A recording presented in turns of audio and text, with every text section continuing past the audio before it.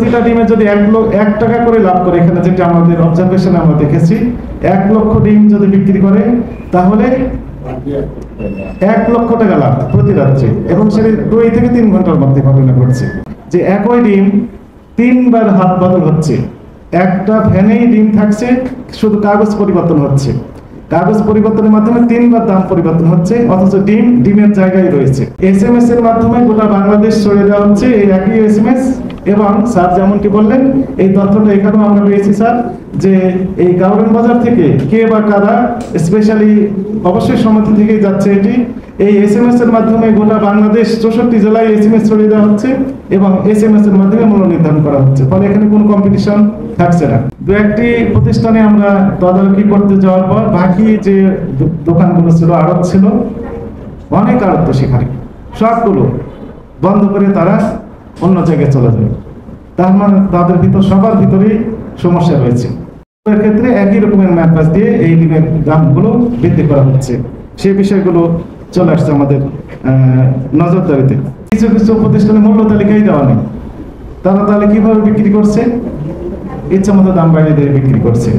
এবং 2-1টি প্রতিষ্ঠানে আমরা তদারকি করতে যাওয়ার পর বাকি যে দোকানগুলো ছিল, আড়ত ছিল, অনেক আড়ত সেখানে সবগুলো বন্ধ করে তারা অন্য জায়গায় চলে যাবে।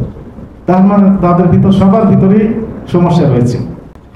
আমাদের আরেকটি কনসার্নের বিষয়, যে ডিসি স্যারের নির্দেশনা অনুযায়ী স্যার বলেন যে তুমি পাইকারি আড়ত যেটা এই তেজগাঁও রাত্রে ডিম বিক্রি হয়, এইখানে অভিযান পরিচালনা করো।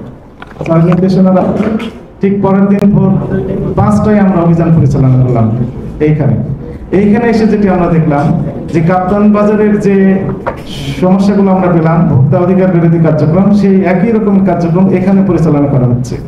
এইখান থেকে সাপ্লাই দেওয়া হচ্ছে কাপ্তান বাজারে, কাপ্তান বাজার থেকে সাপ্লাই দেওয়া হচ্ছে বিভিন্ন খুচরা বাজারে, এবং সেইগুলো থেকে আমরা ভোক্তা পর্যায়ে যাচ্ছি। এইখানে এসে যেটি আমরা দেখলাম যে একই ডিম 3 বার হাত বদল হচ্ছে, একটা ভ্যানেই ডিম থাকছে, শুধু কাগজ পরিবর্তন হচ্ছে, কাগজ পরিবর্তনের মাধ্যমে 3 বার দাম পরিবর্তন হচ্ছে, অথচ ডিমের জায়গায় রয়েছে। সর্বশেষ যিনি নিয়ে যাচ্ছেন, উনি যাওয়ার পর বিভিন্ন বাজারগুলোতে উনি সাপ্লাই দিচ্ছেন। এইভাবে ডিমের দাম বৃদ্ধি করা হচ্ছে। একই সাথে এখানে আমরা যেটি দেখলাম যে তাদের ভ্যাট ট্যাক্স তো তারা তো দেয় না, TIN কি সেটা তারা জানে না, কিন্তু ট্রেড লাইসেন্সও তাদের নেই। আমার কয়েকজন ব্যবসায়ীর সাথে কথা বলেছে তাদের ট্রেড লাইসেন্সও নেই।